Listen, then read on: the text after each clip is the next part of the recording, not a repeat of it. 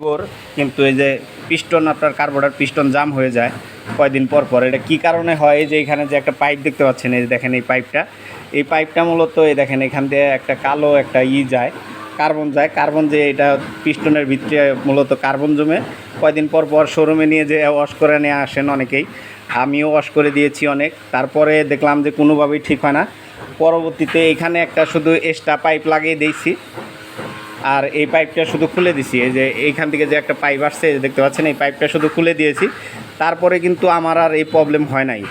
তো আপনাদের যাদের লিভো বাইক এই যে কার্বোরেটর পিস্টনটা আটকে যাচ্ছে, তো আপনারা এইভাবে সমাধান করে নিতে পারেন যে এই পাইপটা খুলে এখানে একটা শুধু এক্সট্রা পাইপ দিয়ে দিবেন। তো এই পাইপটা কোনো জায়গায় থাকবে না, শুধু জাস্ট এটা পাইপ না দিলেও চলবে। যদি পাইপ বলেন যে দিব না তাও চলবে, কিন্তু গাড়ি ধোয়ার টাইমে পানি ঢুকবে, এর কারণে একটা পাইপ দিয়ে পাইপটা শুধু নিচ দিকে রেখে দিবেন, তাহলেই হয়ে যাবে বাস।